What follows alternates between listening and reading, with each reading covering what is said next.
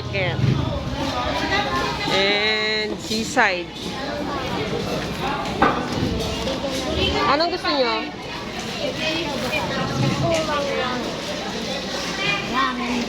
Gusto nyo mag-ihaw ng isda?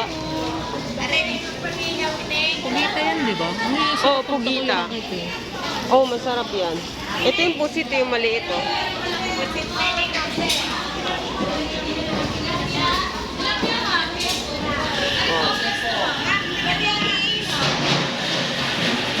Ito kami ngayon sa Anilaw Market.